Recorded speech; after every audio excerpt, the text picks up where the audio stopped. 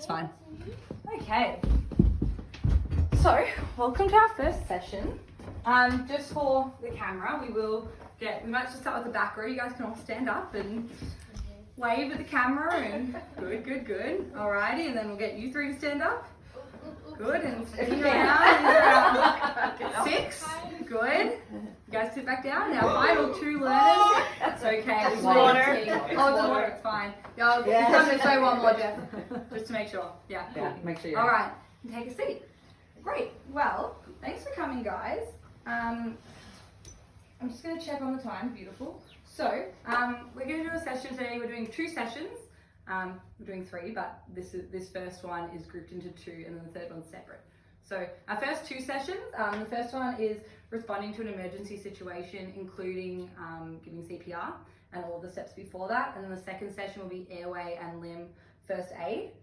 So to do an introduction, I thought that we could all go around and we'll say our name, we'll say our experience or knowledge of first aid and CPR and everything that we'll be learning.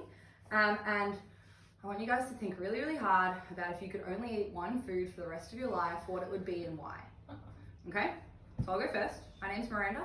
I am a nursing student, so I have some university level knowledge of first aid and CPR and some medical things like that. I've worked as a first aid responder during events and stuff, and I've been the first aid representative at multiple workplaces in multiple countries, so I have quite a lot of experience. The good news is I've never had to actually give CPR, touch wood. So hopefully you guys won't need to either, but it's always good to know because these things can happen and they do happen, especially first aid. It does come in handy to know. So yeah, that's me. Oh wait, the food. Okay. If I had to eat one food for the rest of my life, I think that it would be a supreme pizza, because you have like all the food groups. You have like protein and vegetables and carbs and cheese. You know, you can't just choose pizza as a whole. You have to choose what kind. That's what I would eat. Who wants to go next, first? Narelle. I've done first aid training, totally out of date now, and it's really good to have a chance to revisit. Yeah. And food. Oh my god. Salad. Salad? Yum. Yeah. Something fresh. Yeah, definitely. Cool. Great. Hi, my name's Alyssa. Alyssa. And, We nearly had an emergency then. and I'm a registered nurse, so yes, I have given CPR. So yeah, and if I were to eat a food for the rest of my life, it would be nachos. Mm. They are my weakness. Mm. Wow. I love them. Yes. They're the best of the food groups. Yes, I agree. You get a bit of everything as well. You I get know. dairy from the cheese, you get protein, veggies. Great. Tomatoes considered a fruit. Imogen, I have like a base level of first aid. I've done my training a few times.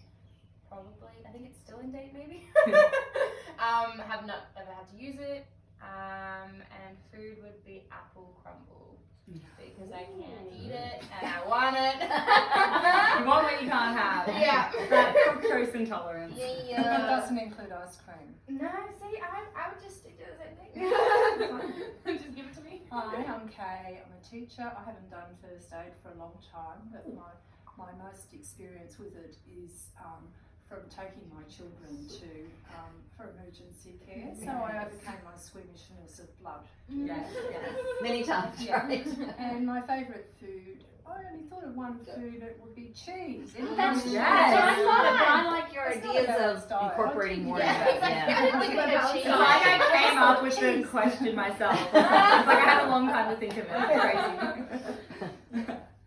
Okay, my name's Jeff. My only experience of first aid was when I was first on the scene of a car accident in the mid-20s. The chap, single car, he was drunk as a skunk, splattered over the steering wheel.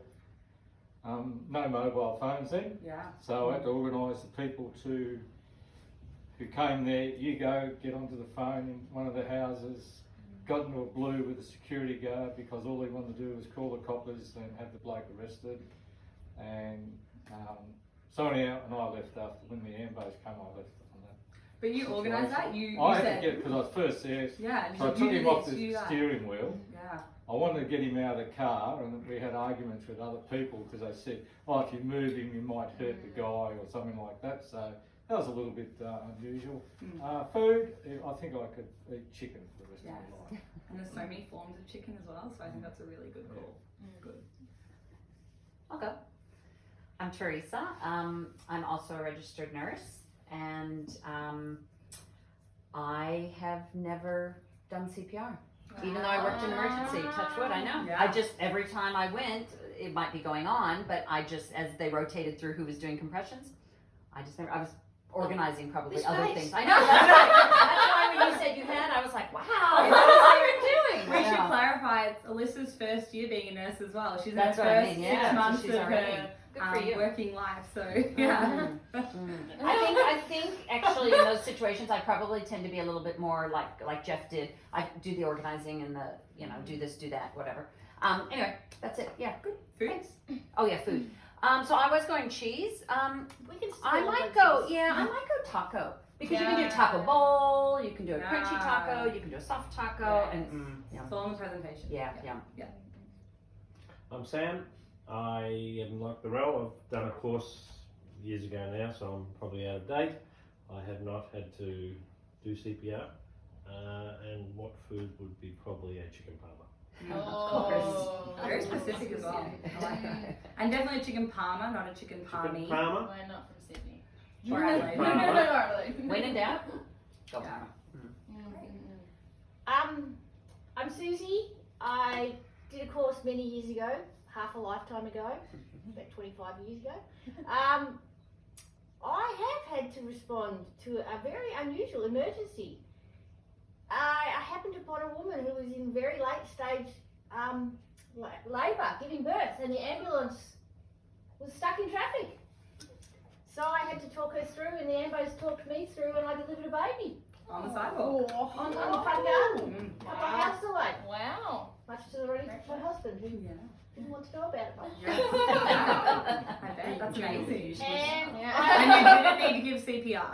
I didn't need to give Good. CPR, and that was good. And Yeah. I probably would rather deliver babies rather than give Yeah. CPR. I think we all would. It was kind of a really good way to start. Yeah. That's First right. ever emergency. Yeah, that's Amazing. right. Yeah. And I remember when you No told me blood. about that story, you said that you went inside and washed your hands, Came out, yeah. which I love because I think a lot of people would be like, "All right, let's get this baby out." And it was really great having the ambos on the phone talking to the husband, telling me, it's going to come out like a slippery football fish thing. Yeah. Be really careful you don't drop it. So Yeah. I did my best mark ever. Umpires have blown the whistle. Yeah. Because I delivered my own baby. Oh, there you go. That tops this. You didn't drop the ball? I caught him. Good. It's great to be able to catch your own baby. Bet you couldn't do it now. Bet you can't bend over that far. So, my god. I couldn't. Sorry.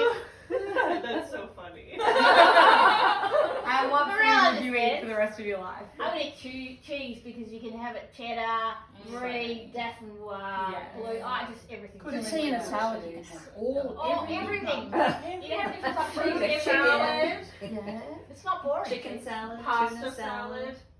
rice salad. Thai beef salad. Okay. Beautiful. So we all know each other. I'm going to run through some health and safety. Teresa, do you mind just double checking that that's recording? I can Just do freaks me out that if it's not, then we've done this for how many minutes. So while she does that, I'm going to go on to some health and safety. So at this venue, if there was to be an emergency, I am your chief fire warden, so you will follow me. Our emergency exits are the front door or the back sliding door, depending on where there is a fire or an emergency. And our emergency gathering area is Kay and Jeff's lawn across the road. Okay? And the bathrooms are through the kitchen. There's a little hallway there on your right. And our sessions only go for 40 minutes, so if you need to go to the bathroom, that's totally fine. But if you can try and hold it, that would be great. Okay, so we're going to start firstly with the first part of responding to an emergency situation. And there is an acronym that we use. Does anyone know what that acronym is? Yeah? Doctors ABCD. Yes, doctors. They added another A, B, C, D. No, that's perfect. Beautiful. So, this is what you will think in your brain anytime you respond to any situation. Doesn't matter what the situation is, this is what you want to consider at the start. Okay, so I'm going to move on to the next part. So D is for danger. So how do we assess for danger? Well, you just make sure that there isn't a car coming that's going to be Yeah. a problem, or people, or Yep. If we're on a road, we want to make sure that it's not a highway and there's not lots of cars coming. And if you go and respond to this person, you could become a casualty as well. So I want to look for that. You said people as well. You want to make sure you don't know what's happened. You know, if you see someone lying there, got blood gushing out, you're like, what's happened? Is there like an axe murder? Who knows? Like you want to assess. So we want to look. What else can we do to assess for danger? Make sure if it's like a pool ground, make sure there's no electrical equipment lying around, or no fires or storms happening. Exactly. Yep. You might smell Fires. petrol. Petrol, yeah. And also being aware, sometimes you can't smell it, but other gases, maybe if there's no reason and they're just passed out on the ground in a contained room, you're like, that's weird. You want to look and see why, maybe have a little sniff. So you want to use all of your senses, okay? So look in the surrounding area. We've just brainstormed some dangers. Okay, so if there is a danger, we do not put ourselves at risk, okay? And if there isn't a danger, then we can go forward. So if there's no danger, then we go on to the next letter, R. So you know what R stands for? Response, okay? So, yeah, you're hearing okay. I thought that, but I didn't think. I thought it was I was waiting for the nurses to I didn't want to That's our answer. assessment. Yeah, it's different as well. So yeah, that's actually probably a good thing to mention, that this is for like responding to an emergency in the general public. This isn't as nurses and what they do. They do very different things. They have all the machines and all the different things. This is what you guys would do in a situation. So we're going to check for response. You want to start with a verbal request at all times. So you don't just want to go up to someone and be like, hey, yo, you awake? You know, like we don't want to do that. We don't want to startle anyone. For you know, they could be having a nap. They could be deaf. They could just not hear you. So you want to start with a verbal request, and then you can move on to light physical ones. So I like to use the acronym COWS. So you say, can you hear me? Open your eyes. What's your name? And squeeze my hands. We want to make sure that we do both hands. We don't just want to do one. Do you know why that might be? Punch in the face. Maybe so they don't punch you in the face. That That's what the guy told me. That's interesting. one. It is You put interesting. both the hands. Yes. Yeah. I've never had to do this specifically, but I would never like hold them down. I'd put my like fingers in their hands to be like squeeze me. But Susie was right. It's for stroke or something like that. If they've had a stroke and only one can move one side of their body, and you're touching their left hand, and they're like, well, I can't move my left hand, so I can't do that. But they could squeeze with their right. You want to be aware of those things. So like I said, we want to start with the verbal requests. If they don't respond, you can do a little light shoulder shake or hand squeeze. And then if they don't respond again, you can do a more urgent one. You definitely don't want to you guys don't need to do any pain stimuli or anything. That's not part of your scope of practice, but you can do a more like, wake up, are you awake? Can you wake up? Open your eyes, it's time. If there is a response, great. They're responding, we love that. If there's not a response, they are deemed unconscious. And then we move on to the next. Does anyone know what S is for? Well done. Here you go. Have a lolly. Congrats. Okay. Check on it, though. That might have to do an emergency. Hey, we got a few nurses in here. Jeff, when he was saying that he responded to his emergency situation, he did a fantastic job. He was saying that he was first on the scene and he told people where to go. That's amazing, because you can imagine, like, you're walking along and then you see someone lying on the ground and you're like, oh my gosh, what's happened to them? Like, whether they're just lying there or there's blood gushing out or what. You're like, what? And so you look for danger, there's no danger, you go up to them and you're like, hey, are you awake? Hello, can you hear me? Squeeze my hands. And they're not responding, and it's probably gathering traction as well now. And then everyone goes, oh my gosh, what is happening? And it can get quite panicky, and that's not good in an emergency situation. So if you are the first aid responder and you're the one responding, you want to try and stay cool, calm, and collected, and it is your job to delegate jobs. So Jeff, when you were in your 20s and you did this, you did great, because that's exactly what you're meant to do. Now we have mobile phones, it's fantastic. You say to someone, and you point to them and you say, Jeff, call 000. It's your job, right? Because we don't want everyone calling 000. We don't want to be like, someone call an ambulance, and then everyone does and 15 ambulances show up. We don't want that, right? So you want to be specific, you want to point, you want to say what we need done.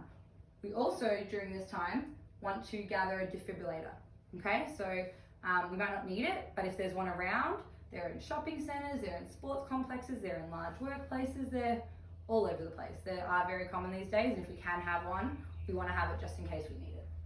Okay, so that's send for help. Once we've done that, then we move on to the rest of the assessment, and this is where it gets more physical. Does anyone know what A stands for? Airways. Well done, Lucy. Good job. Good job, Kay. Great. Oh, actually, I forgot that there was another slide. The what ifs. Okay. So, what if there's no one around? What do we do? If I get there and there's no one around to call an ambulance?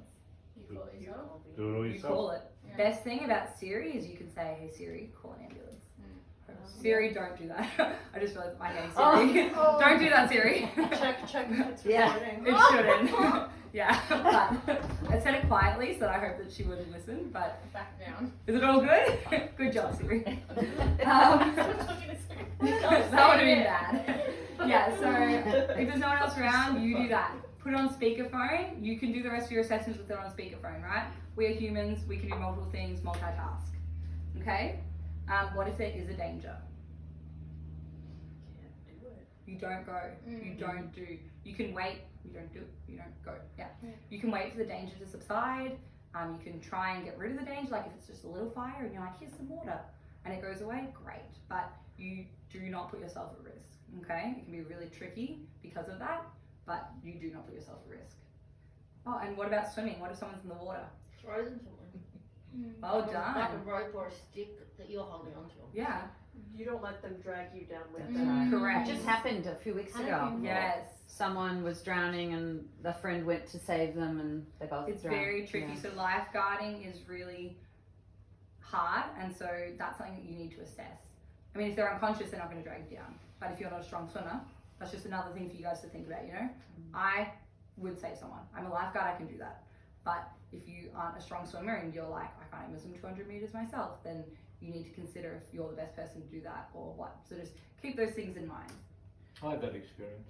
You did? Yeah, when I was about 15, Carnegie Pool, the diving pool 16 foot deep. This bloke from the Eastern Bloc country when they showed his daughter how he could swim or jump off the board. You see he was in trouble, and I did the wrong thing. I grabbed him and I grabbed him under the arm, like that. And then drag Bring you him down. in. But guess what that arm was doing? Yeah. Knocking the crap out of me. Yeah. And we only had to go from here to say Narelle's Yeah. foot, Yeah. and I got beaten to a pulp. Bloody face Oh, afterwards. just, Being a good Samaritan can be hard you know, sometimes. should have let him go. Oh. Well, I'm sure he appreciates it. Oh. But yeah, and we've already spoken about if someone's deaf, they might not be able to hear you saying, they probably won't hear you saying that. So that's where doing some light touch at the start is important rather than just being, oh my gosh, are you okay? You want to just start with a light arm tap, okay? And my favourite- make sure that they can see your face Mm, to lip read or whatever. absolutely, yes. One of my favourite music videos starts with someone who's deaf in the snow and they're like, what's this guy doing in the snow? And they get out there and they're like, hey, hey, and he's like not turning around, they're like, oh my gosh, what's happened? And they touch him and he's deaf. Tequila by Dan and Shay, really good song and music video, you should watch it. Alright, so we said A is for airway. That's great. We're going to watch this video quickly. It's going to just run through CPR and how to do it quickly, and then we'll go on to the steps. It's just a quick little video.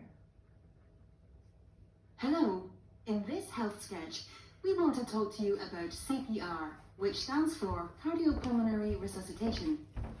We use CPR when someone has collapsed and is not breathing, because it can keep people alive until emergency services arrive.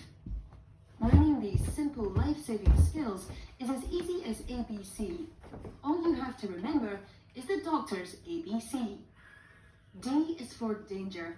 First, look around carefully to make sure the area is safe for yourself and others before approaching. R is for response. Shake them gently by the shoulders and ask them loudly, are you all right? If there is no response, you need to. S, shout for help. as any assistance will be helpful. A is for airway. Gently tilt the head back like this to open up the airway. B is for breathing. Look, listen, and feel for signs of normal breathing. Look for normal chest movements. Listen for normal breathing sounds. And try to feel their breath against your face. Do this for no more than 10 seconds. If there is no sign of breathing, or if they are breathing in an unusual, noisy way, we need to start CPR. First, make sure that an ambulance is on its way. If you have someone with you, ask them to make the call. Putting the phone on speaker mode is useful as the ambulance service can talk you through the steps. C is for circulation. Circulation means the flow of blood around the body, and when the heart stops pumping, we need to take over this role by pushing down hard and fast on the chest. Start by placing the heel of one hand at the center of the person's chest and interlock your fingers like this. With arms straightened, press down hard and fast, letting the chest come back up fully each time. Fast means around 2 times every second. And hard means that the chest needs to go down by about 5 centimeters. This might sound a lot, but you do need to push hard for it to be effective. If you have been trained, you can give 2 rescue breaths after every 30 compressions, as this helps provide some oxygen. However, if you have not been trained or are not comfortable, just keep going with hands-only continuous chest compressions. If someone else is with you, swap over if you begin to feel tired, and don't stop until either a health professional takes over or the person is definitely breathing normally. Sometimes we can add another step. D. D is for defibrillation, which is about delivering a shock to restart the heartbeat. Some public areas and workplaces have an easy-to-use defibrillator on site, called an automatic external defibrillator, or AED. Automatic means that it is the machine that decides what to do, so you can't go wrong, and it even talks you through the steps. If there is no AED available, keep going with CPR until the ambulance arrives. That's it. So to recap, remember doctor's ABC, and if you have it, D. That's D for danger, R for response, S, shout for help, A for airway, B for breathing, C for circulation, and D for defibrillation. In this health sketch, we've shown you the simple steps you can take to help someone who has collapsed, is not breathing, or not breathing normally. Why not take a training course to practice these steps? You are taking a training course, so it's all good. Alrighty. Share this video with friends and There we go. Alright, so our airway. So they've just said what we do to assess for airway is we want to make sure that it is clear. So one of the most common obstructions of the airway when someone's unconscious is their tongue. It's a muscle, it can relax, it can block the airway a bit. So you do what they said, which was a head tilt and chin lift. So you're going to pop your hand on their forehead and tilt their head back a bit and lift up their chin a little bit. And when you do that, you can look in their mouth and see if it's clear. What else do you think could be obstructing the airway? Vomit. Yep. That's super common, especially with like people who've had excessive amounts of alcohol and stuff. That's what you worry about when someone passes out drunk. You're like, are they going to vomit and choke on it or breathe it in? Yeah. Vomit. What else? Blood. Absolutely. Yep. Food's a huge one as well. Yeah. So we want to look for those things. If there is an obstruction other than the tongue, you want to scoop it out. There's multiple different opinions on how to do this. What I'm going to teach you guys is to not ever put your own fingers in someone's mouth, because they could clamp down and you could lose a finger. They say that biting off a finger requires the same strength as biting into a carrot, and it's pretty easy. So if they're unconscious, they don't mean to, and they clench, that you could lose a finger. So what I was taught and I really like is that you use their fingers as a little scoopy scoop. So you have them on their side and you scoop it out onto the ground, okay? Try and clear the airway as best you can, because if their airways, they're definitely not breathing if their airway is blocked, you know? So we want to make sure that airway is clear. Okay, so check the airway, the tongue, remove the obstruction, and once it's clear, then we move on to the next. B was for Breathing. Well done, guys. Would you like a lolly, Susie? No, but I was just thinking, you know, when I delivered that baby, the ambos, interestingly enough, the baby didn't cry, and the ambos said, we can't hear anything, and is the baby alive? And they wanted me. Well, I did. I haven't washed my hands. I stuck my finger in and cleared the throat. Yeah. And then she started coughing, and Yeah. they were all happy about that. She doesn't have teeth, so she can't She's bite off not her about fingers. she's not about to do that. Yes. Yeah. But I was just thinking, it would have been with another person. I would have been instinctively doing what I did with the baby. But you're right. I'm going to use this. Yeah, so really if good with idea. a baby, I would absolutely stick my finger in its mouth if I had to. It doesn't have teeth. Its bite strength is not, they can't eat carrots, you know? If we gave a baby a carrot, they couldn't bite into it. I would feel very comfortable that they're not going to bite off my finger. But our finger's so much bigger than. Well, yeah, you don't Yeah. shove it down their throat. Yeah, But I but wouldn't have thought of. Yeah, I wouldn't have thought of that. yeah, so that's something that I really liked. I learned in a first aid course one time and I love it because, yeah, like you've got to think like that's another danger that you could be doing accidentally. Being like, oh, just clear this. You know, you don't want that. Miranda, though, if they had false teeth, would you be sensible to take them out? Oh yeah, yeah. If you can see that and you can take it out, very smart idea. Something else that blocks the airway, teeth. If shattered teeth can block the airway, and that can be a tricky one to get out as well because it's so spiky and they get stuck. We call it summer teeth. We say like when you're paddling in a canoe or something and you're not holding onto the T grip at the top, you can get summer teeth. Where some are in the boat, some are in the water, some are in your mouth. Alright, so for breathing, like I said, no more than 10 seconds, okay? You want to look, listen and feel. So you want to get close. This is their head, right? I'm going to be putting my face close to them and keeping the airway open by doing a head tilt. I'm going to have my hand on their chest. I'm going to be looking for the rise and fall of their chest. I'm going to be listening for their airway, for the air to come and go. And I'm going to be feeling for the rise and fall and for air on my cheek. Okay, so look, listen, feel, no more than 10 seconds because if they're not doing a breath in 10 seconds, they're not doing normal enough breathing anyway. Okay, you also want to be aware when you're doing it of what does it sound like. Is it regular? Are they gasping? There's sometimes people will be like, oh yeah, they're breathing, but they're like, that's not breathing. That's not abnormal breath sounds. Doesn't count. So you want to be thinking, is it normal? If you're unsure, you will have 000 on the phone, right? You can ask them. You'll be like, I hear something, but it sounds weird. This is what it sounds like, right? But you want to be listening. If it's normal breath sounds, great. That's good. It means they're breathing. We love that. If it's abnormal, talk to the ambulance people about that and make judgments based on that.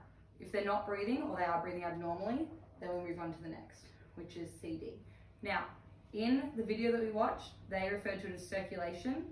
We, as members of the public, don't check for circulation anymore because it can be really hard to find pulses and to rely on that. So in the general public, what it has been recommended is that if someone is unconscious, their airway is clear, and they're not breathing, their heart is not beating appropriately. So they need CPR, okay? Because everything's linked, especially your lungs and your heart. So we call it CPR. And CPR is cardiopulmonary resuscitation. It saves people's lives and it can keep someone alive while we wait for medical help to come to fix the bigger medical problem that we don't need to worry about as members of the general public. Okay, so the longer that someone goes without oxygen, the more likely that severe damage or death could occur. So we really want to give them oxygen. So basically what CPR does is that we give them oxygen and then we do chest compressions to mimic the heartbeat so that that oxygenated blood is going to the brain, it's going to the lungs, it's going to the cells and the tissues in their body to keep them alive until help can come and hopefully do more and keep them even more alive. Yay! So for CPR, there's some steps. Now, for anyone who's done a CPR course before, you've probably had like a little dummy, a little mannequin, right? We don't have that. I can be the dummy. That's okay. So we never want to do CPR on a real person because their heart's beating normally. You don't want to mess with that, you know. You can also, there is a risk of breaking ribs. And Narelle, I don't want to break your ribs. I've been working out. I'm getting really strong. So don't want to do that. But I have made you guys some dummies. Now, when we do CPR, we want to make sure that we are putting our hands at the lower part of their sternum. and that can be really hard. Like some people don't know what a sternum is. So the layman's term for how to do CPR is that you generally want to put it like in the middle of their nipples. Now that can be a bit difficult, like you look at some women and maybe their nipples are like closer to their belly button. Make smarter choices, you know, like we want to think about like up perky nipples. So I have made you guys some dummies that will help you to remember to put them in the middle of the nipples. So this is our I'll show the camera. This is our hairy chested mannequin. He has his nipples. There's 8 of them. So I have made this for you guys so you will remember that you need to look for the nipples. So I hope you don't laugh if you ever need to do CPR, but I hope that you also can remember that one time that Miranda printed out hairy nipples at work? It'll make you remember it. Okay, so when we do CPR, we want to kneel by the patient's chest, okay? You don't want to be really far down or really high up. You want to be kind of in line with where you need to be, okay? So you're going to place your heel of your hand in between their nipples. That's going to be to the end of their sternum. You can feel your sternum as well in your chest, okay? So you want to get there. That's basically your heart's under there. Okay, we're going to interlock our fingers like this, and we're going to lock our elbows, okay? If any of you have ever watched a dramatic TV show where they do CPR, you've probably seen this before. It's the worst idea in the world. You just use your arm muscles. Or they're really far away. They're Yeah. like doing it like they're on the side. You know Yeah, what I mean? yes. Ooh, get Yes, I do know. Or they're doing this.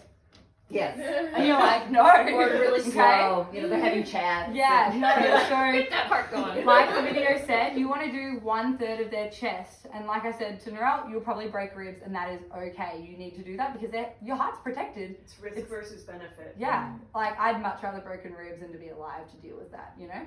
So that's fine. So you want to interlock your hands, lock your elbows, because that's going to be able to put the force of your body. You don't want to be sitting back like this, you know? You want to be over it so that you are putting weight into that.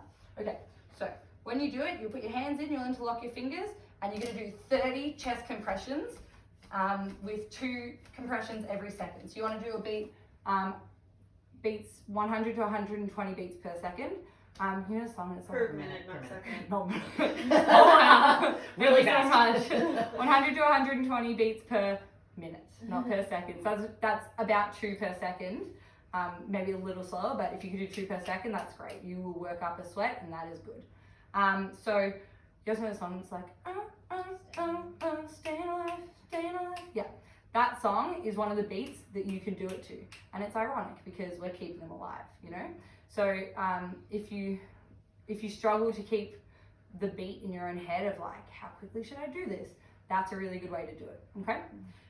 Yeah. So you do that, and you do 30 chest compressions. And then you'll do 2 rescue breaths. We are in a pandemic. We also don't have heads. We're not doing rescue breaths. Okay, we're gonna just practice compressions just to get a feel for it. And you can I want everyone to do 30 compressions and 2 rescue breaths. So you'll do your 30 compressions, and then you'll say breath 1, breath 2, and then you'll be done. Okay? So in real life, though, you wouldn't stop after 30 compressions and 2 rescue breaths. You'd rotate through that until help arrives.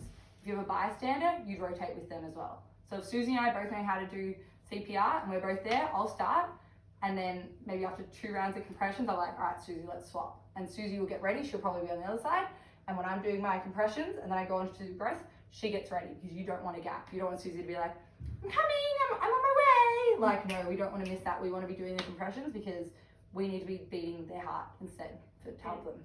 And you count them in. And you count them in. So you say like, okay, I'm about to do the rest. You know, you say the last few counts you're doing, and then you pray and you do the rest, and the other person's getting ready. Some people count them out loud the entire time. I count my last 2, so I do 28, 29, 30. Because it's exhausting. Yes, Your it's breath. really tiring. You can't, it's very hard to count from the beginning. I've also worked with people from Europe, and they speak English but not as their first language, and they really struggled to count it out loud. I had an instructor who was like, I want you to count the entire 30, and they're like, I can't do that in English. They're like, I can't say it that quickly. Like, I have to think. And they're like, can I count in my own language? And it was very funny because you just hear all these different languages of counting all at the same time. Beautiful. So we're going to give that a shot. So I'm going to give everyone, do you want this one? He's the tallest. He is the So, tallest. You can have this one. We're going to need to spread out a bit. If anyone has any knee issues or any reason they can't be on the ground, that's okay. You can do like little couch ones, but you youngins are going to be fine to find somewhere on the ground to go. We're going to practice. This is the funniest thing I've ever. I know, right? Here you go, Jeff. There's your hairy man. It's a replica, actually. Oh, this is a good one. You got the firm pillow. That's a good He's firm. one. He's firm. Susie. Aww. Yeah. Yeah. Alrighty, so we're all going to do 30 chest compressions and 2 rescue breaths. Stand here. Would you like me to sing for you guys? Sing. Oh no. Oh, Kate's wow. going to I'll come over here. You can stand. So generally, in CPR, you definitely want to be on your knees, on the ground. But if in this, like if you can't be on the ground or something, that's fine. You guys can stand. I just want you to you need to lock your elbows though, Sam. Yeah. Blocking the camera. Oh yeah. Alrighty guys, are you ready? So position your hands in between the nipples. Yep.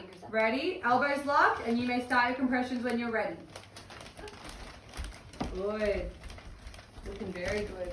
Melissa's a pro. It's like she's done it before. Right? Susie, you can go much harder than that. I know. Okay. Well done, Teresa. Good. Yeah. Good. Yeah. Right. Well done, guys. That's the thing. What happens if you just forget? Like, So that's okay. If you forget, you do lots and lots and lots and lots of You can compressions. do Okay. more. yeah. And Yeah. the thing is that someone will be, if you've got more people, you'll have someone there with you. Yeah. Yeah. If you're really into the Because thing. if you think about it, if it's a pandemic, you're not giving a breath anyways, it's like not going to be the end of the world. Yeah. You know? Yeah. So it's Keep okay. going. Does anyone feel the need to practice again, or do you feel pretty good with that? Pretty good. It looks pretty good. Yeah. You guys are more than welcome to sit back down again. Yeah. I'll get take your tired very pillows. quickly. We'll hop our men away. I don't want to do. You're such a good person. That was We can just keep so ours. creative. Thank you so much. I was trying to work it out. I was like, oh man, because someone was like, maybe you can find some and rent them, and I was like, I have "Oh, a friend who has them, but they're in Queensland. We can ship them. I think this works really, Take a really plane well. seats with mannequins. That'd be free. Oh my god. Getting on a plane like, what horror movie am I in? Oh. Alright, so that was our CPI. You ordered really, really well. So yeah, I just say the main things to remember are to do really fast. You know, you're unlikely to ever do it too fast, especially if you're going the right depth. You can't go You can do it too fast. I've seen it. really Yes, it was.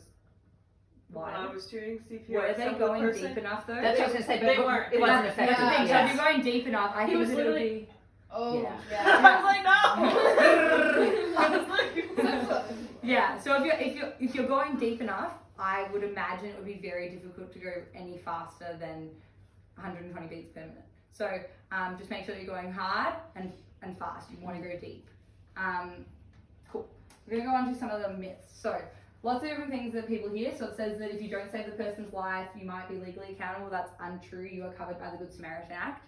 As long as you are trying in good faith to help them, even if you make a mistake, even if your elbows are bent and you forgot or something, as long as you are trying your best to help them and you're not operating out of your scope of practice and being like, let's do a tracheotomy with a pen or something ridiculous, you are covered by the Good Samaritan Act. It's okay. Another myth is that you can contract HIV or AIDS from the saliva. The risk is very, very minimal. But you also have the choice. You don't have to do rescue breaths if you don't want to. If you're like, this is a stranger, I don't know who they are, their teeth are all in their mouth, they have summer teeth, like you don't need to do that, that's okay. But the risk is very, very low. So if you can do rescue breaths, it will help them a lot. That's the same. You must provide breaths, you don't have to. Another myth is that if you don't have access to a defibrillator, there's no chance of survival. It's not true. Doing CPR will be the best chance of survival in that moment until we can get to a defibrillator. If you just leave them, they will die. You know, their heart's not just gonna be like, just kidding, I'm better. You know, you need to do something to help. Okay, you need to be very strong for your compressions to have an impact. You don't. You all just did compressions on pillows, but still. You could have done that on a person. Doesn't matter how big that person was. You guys had your whole body into it, straight arms, and you were doing it. You don't need to be too strong. If you were doing it like this, you would need to be a bodybuilder because you'd need those big guns. That's why you don't do it like that. We've spoken about this. If you crack a rib, you should not stop doing CPR. You will crack ribs. That's okay. Keep going. you can kill someone by doing CPR incorrectly. Again, if you are trying your best to the best of your ability and you think you're doing it right, that's okay. You, like I said, if you do CPR on someone who doesn't need it and whose heart is beating normally, if I was like, hey Imogen, come here for a second, let me pump your heart, that could be bad for her and detrimental and could have negative effects such as death. But if someone needs CPR, they've hit the criteria, they're unconscious, their airway's clear, they're not breathing and they need CPR, they will die anyway. So you need to do CPR to the best of your ability. Next one is you shouldn't do CPR on a stranger. It would be inappropriate. No, you should do CPR on anyone who needs it, especially compressions. Again, you can use your discretion if you want to do rescue breaths or not, that's up to you, but you should definitely do it on a stranger. Letting them die is even more inappropriate. And you shouldn't do CPR on a female if you're a male. I skipped one. You must have a mask to do CPR. Like we said, a mask. Some people have like little keychains that have like a little portable breather mask. They don't have to have their mouth on the person's mouth. You don't need that. You can do mouth to mouth like they do in movies with the lifeguards, you know. You know, at the pool when the young boy's like, oh, the hot lifeguard. You can do that. But if you don't want to, and you have a mask, you can use mask. And if you don't have a mask and you don't want to, you don't need to, like we've said a million times. And same with a female. You shouldn't do it on a female if you're a male. Wrong. Same with the thing of being a stranger. They will die. It doesn't matter genders. You're doing the right thing. You're trying your hardest to save their life. That's what's important, regardless of anything else. And you can't do CPR if you haven't any training. You can attempt CPR in the same way that if there's a bystander and they're like, I've never done CPR in my life, you can say to them, here's what you're going to do. See what I'm doing? Lock your elbows, go deep, go fast. You can coach them in that. Technically, this training session today, you're not going to leave with a certificate, but you guys are now trained to do CPR. If you saw someone who was unconscious, clear airway, not breathing, and needed CPR, you guys are well within your rights and your training to deliver that. Yes? Could you please read the first one again? Yes. If you don't save the person's life, you might be legally accountable. That's the myth. And the fact is that you are protected by the Good Samaritan Act. Right, what about, so that's fine for me. Yeah. But what about Alyssa? She's a nurse, trained So nurse. Are the you accountable? The difference is that if I was in my uniform leaving work and there was an emergency, or I'm on my way to or from work, I have to respond. But if something happened down the street, I don't legally have to if I don't want to. Outside of her uniform. But if because I'm outside my uniform, but I still could, and I would still be protected under the Good Samaritan Act because I'm outside my workplace. So I can go in like the public's eye and everything, you know what I mean? Like I can do the CPR and stuff because I won't have the equipment that I would usually have in the hospital as a nurse. So I can't do what I could do. I can do some of my nursing assessments that you can do when you look at someone, but then tell the ambulance people, but that's all I can really do. You know, I can't test their blood pressure because who has a blood pressure cuff like that? I actually have a blood pressure cuff if you needed one. It's in my room. Oh, I have one, but I don't you want can't to carry it with you every I day. don't want take it out to my restaurant. I'm gonna go out Going back, say, 30 years ago, was there ever a point at which if I'm working with my friend Penny, who's a nurse, and we come across an accident, she can be liable if she tries to help? Can confirm I wasn't alive 30 years ago, and I'm not gonna. We'll But Google is there that anything you know outside about? of this lesson. Yeah, I have no I idea. remember walking with her once, and she said, unless nobody else is coming to help, I'm not going to get involved because I That's can be liable. I think it's a myth.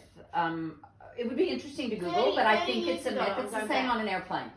We need someone, is there anyone with medical knowledge? Yeah. You know, you're afraid to put your hand up, but if you don't, somebody needs help. Yeah. And then you think, you know, what if it's something I don't know how to deal with? I have no equipment. I don't have a doctor here. Yes. Yeah. So But that's, you just do the best you can. Yeah. That's again the Yeah, stone I thing agree. that we go back to. No, I totally agree. So you Yeah. they can't expect us to do the same thing. Well, I think it might have changed because I think It it might was have. something It years might and have. years and Yeah. years and years ago Yeah. where It the could.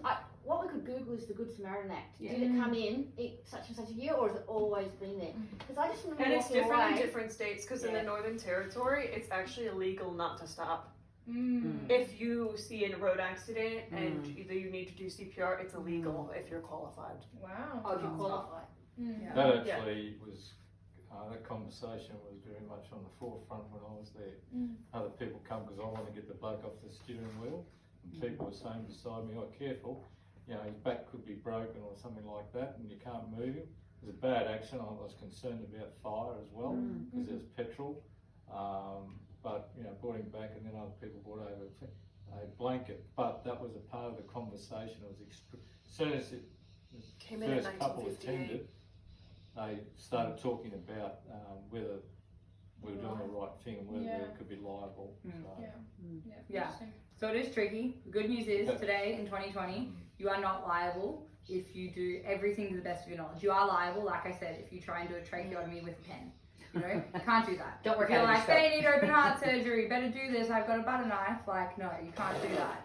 But CPR, So it came what in we in learned today- 1958. yes. Yes, it came in 1958 is what Google is telling you. The first Probably results. because somebody tried to help and got into trouble and Yeah, got definitely, that's sued how or these things something. happen. Yeah. So they're different in each state, obviously, but yeah. So 30 years ago, it was probably pretty much the same. But there is still a stigma about that. Like, there's definitely people, every first aid course that I've done, there's always people that are like, what if I do it wrong? What if I don't? So I really like this because it shows you most of the main myths that come up and the facts based on them. It's from St. John Ambulance, Victoria.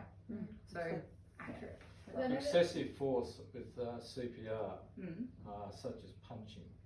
Punching. Punching their heart. Yeah. Oh no, that's Yeah. that's Punching. that's Don't do that. they're not covered under the Good Samaritan No. Act. Yeah. We no, can't just even that do my mate, his father died in front of him and he started punching him. And I've always gone, Oh, I'm so didn't sorry. like the It's okay. idea of Okay. that. It's an adult learning environment. If you need to take a call, that's okay. Yeah, so what Jeff is saying, the punching, you guys, anything we haven't done today, don't do. Yeah. You know, you've done CPR, you haven't even done rescue breaths, so you don't even need to do rescue breaths. I just wanted you to be aware that those things happen. Okay? And with children and babies, it's different. We're coming, Yes. coming to that. It's happening. We are not going to practice on children and babies, but we will cover it lightly.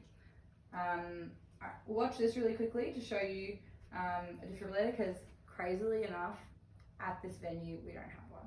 Wild, really sorry. It's a sporting venue though, isn't it? This is a defibrillator.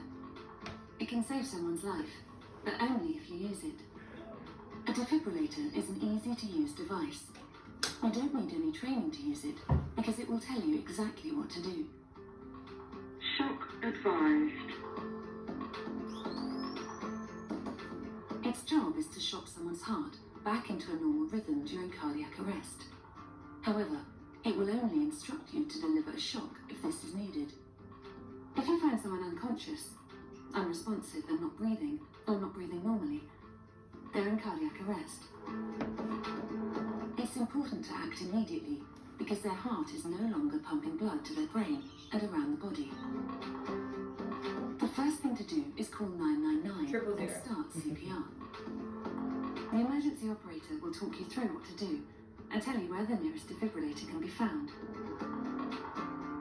If there's someone else around, ask them to go and get it. Defibrillators are normally located in workplaces and public spaces like airports, shopping centres, community centres and train stations. They may be labelled PAD, Public Access Defibrillator, or AED, Automated External Defibrillator, and anyone can use them in an emergency. The defibrillator will assess their heart rhythm and will only tell you to shock them if they need it. Shock advised. So you can't do any harm by using one. If a shock is needed, this will try and reset the electrical system in their heart to get it beating normally again. When used with CPR, defibrillators give the best chance of survival. So, when you witness someone in cardiac arrest, take action, start CPR, and find a defibrillator as soon as possible. For more information on defibrillators, visit bhf.org.uk/defibs. BHF. Beat heartbreak from cardiac arrest. Beat heartbreak forever. Cool. So, basically with a defib, we want to use one if it's available. Back when we would send for help, we want to send someone to get one if we can. They're very user-friendly. So even though you don't have one today, if you were to be out in the public, had to do CPR on someone and said, go get a defibrillator, and they brought it to you, It's different. an automatic AED. Okay, it's okay. So we're going to call it a defibrillator because it is an automatic external defibrillator. It's okay. D stands for defibrillator anyway, so we're just going to stick with that. So do not stop compressions when you're doing it. You keep going and someone else can stick them on while you're doing it. Don't just be like, all right, stick them on and I'll wait to do compressions. Compressions need to continue. That's what's keeping the oxygen pumping, okay? And then you stick on the pads or get someone to stick them on while you're doing them. And yeah, that's great. So those are the two things that I want you to remember is that you need to keep doing compressions while the pads are being applied. And the second one is that it will not shock you. Some people are like, oh, I don't want to touch it, it's going to shock me, I'm going to get a jolt. It will not shock you. In fact, it will not even shock the person in every situation. There's certain shockable rhythms. You don't need to know what they are, it doesn't matter what they are, but the AED will assess the rhythm and decide if it's right. And it'll say, shock advised. It'll tell you to stand clear, everyone stops and no one touches the patient. You make sure everyone's clear. And then it'll say, press the button when you're ready. You say, everyone clear? Press the button. And then it'll tell you what to do. It'll say, keep doing compressions or whatever. And you'll see if it works. Yes. So they stick them like here and here, right? Obviously Yes. not there because that's what you know. Does it matter if they stick them here and here or here and here? Yes. So it'll tell you. There's pictures on each pad. So a certain one needs to go at the top and a certain one needs to go underneath. And it will tell you. And so you'll be looking at the pad and it has a little sticker on it. And you'll be looking at the patient lying flat on their back and you'll be able to stick it exactly where you need it. Good. Okay? Yeah, it tells you. The weird ones are children. You can use them on children. This is where you would use 000 to help guide you, because with children sometimes you do it on the front and the back. But 000 can guide you on that. You can be like, oh, they look to be about 8. They're about this big, they're about this long, and they'll help you decide if you do it like an adult or if you do it like a child. But that's where 000 will help you. Chances of being a child are much lower than the chances of being a 60-year-old male. So it's all right. My friend's husband at 42 had a heart attack at home, Sally and Richard, and she's a phys ed teacher, and she kept doing it until the ambos arrived, and then they did it 7 times, and after the 6th time they refused and said he's gone, and she said no, don't give up, and he came back on the 7th. Wow, that's an amazing story. That's great. And he's still alive, and that was 20 years ago. Yeah. So it definitely helps. It's sometimes compressions are enough, but the shock is really good. So we definitely want to use them. And I just wanted you guys to realize that if you don't know how to use it, it's really user friendly. Yes. Random question. Yes. If someone were to happen in this house, touch wood, and I know that the Safeway down the road has a defibrillator, could I run there, steal Absolutely. it, and then come back out? If someone in this house collapsed and we were doing CPR and needed one, I'd send someone. I'd be like, go to Safeway and get one right now. And you could literally just like open the box, take it with you, and run. Someone, you'd probably tell someone. You'd be like, oh, someone's having a heart attack, I need a defibrillator. Yeah. You know, because you are panicked. Yeah. But you'd probably tell someone, like, the chances of someone letting you just take it and be like, bye. Yeah. No, but like, yeah, that's came across me. I know where they are, but I've never thought that like if I was somewhere on the street, I could just run into a Safeway and take it. Like, Well, it'd be They the are- same way if you were in the parking lot, you know? True. Yeah. True. So you Just definitely certain can. things. So if you know It's a good where question. one is, Yeah, definitely. yeah. You can definitely use People it. They're wouldn't open think to the that. public. You know, they're there Yeah. for the public. It's okay. It's amazing they're not vandalised more and stuff. Yeah. I think some of them are locked up as well, though. So that's the other thing is that Smash the maybe glass and you there's could a smash the line. glass, but Yeah. maybe Woolworths have a key for it or something. I don't know. I've never checked those out. Yeah. Yeah. Interesting. I don't know, I think it'd be weird. I thought you were gonna say something. I thought you were like, actually. Yeah. And I was like, yes, Alyssa. Actually, it's like, you know, those trolley things Yeah. you can have for like going. Wait, Did you know what? And when you replace the AED, you get it back. So what Alyssa was saying before is a defibrillator is like when you're watching Grey's Anatomy and they have like their paddles and they're like, shock. You know, that's the defibrillator. Yeah. And they're different, because that one you charge it to a certain amount. That one, and that's the why I medical was like, personnel decide and everything. But for this, this one, if it we- decides for you. yes. But if someone collapsed here and I was like, go get a defibrillator, you wouldn't be like, I'm gonna go to the hospital, I'll be right back. Charge to 200, you know, like, you know what I mean. So, yes. But there is a difference. Yeah. Oh my gosh, I don't want to do that. Okay. So, alright, a few more what ifs. What if they have blood around their mouth? Scoop it up. Like around their mouth though. Oh, wow. Oh, for breaths. Yeah. Don't do it. Yeah, you get that choice. You don't have to do it. Mm. You know, I probably Oh, wouldn't. okay. Yeah. I thought you meant it's shocking or like, yeah. No. Cool. Back Blood around their They mouth. just Yeah. boo-boos made them have blood. Mhm, Yeah. mhm.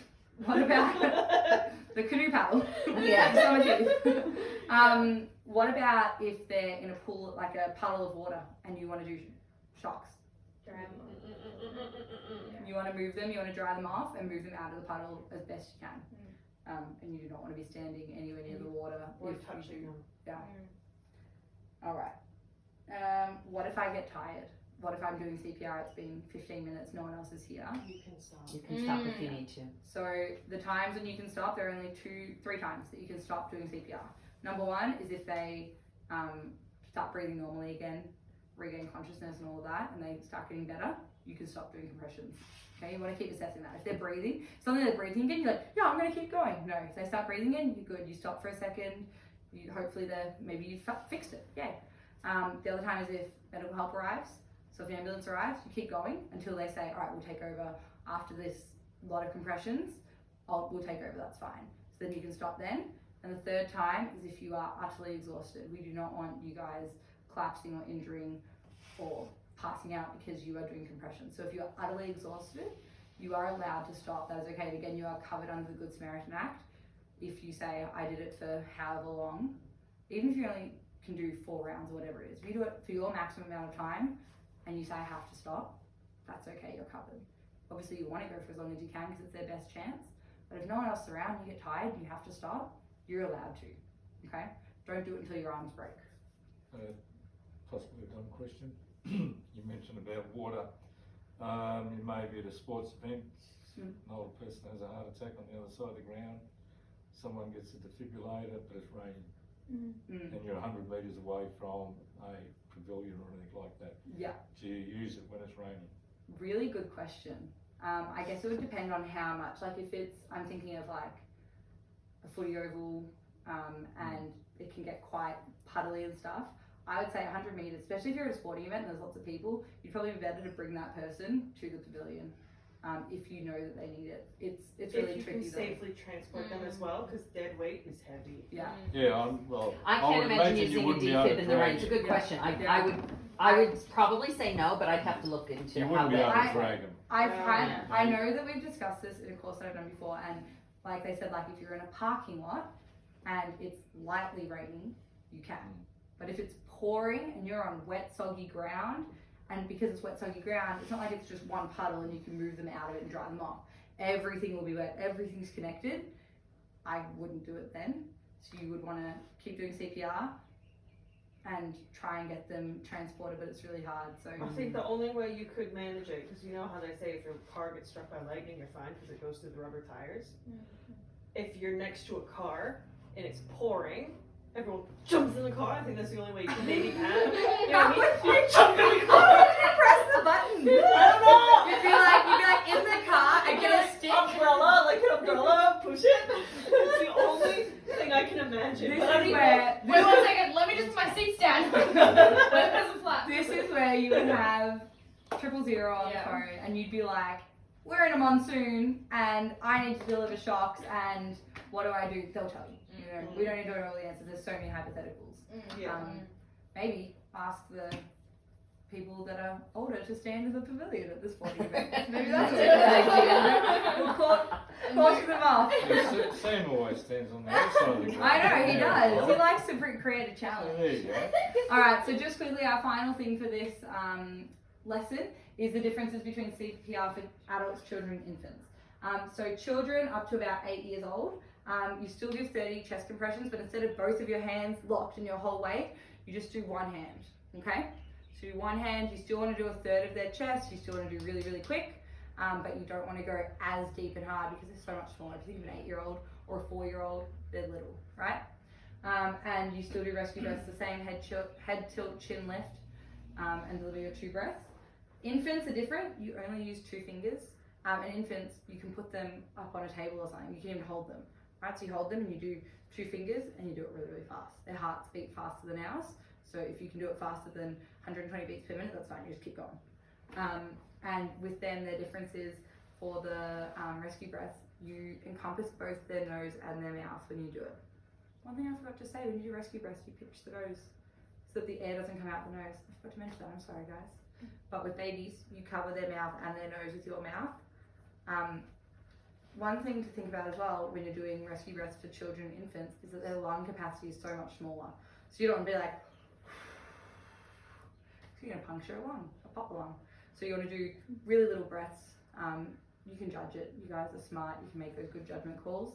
You don't have to do rescue breaths again for children or infants. But if you do, just remember, children's lungs are this big and infants' lungs are this big, and you just want to do little breaths for them. Any questions about any of this? Johnny's. Oh, I thought Johnny had his arm on. Yeah. She's happy. She's a happy dog. Cool. Well, that's all for this one. We will take a quick break, and then we'll do our second part of the session. So thanks for joining, guys. Well, have a quick little drink break, and we'll come back, and then it'll be dinner time. Sorry. Sammy.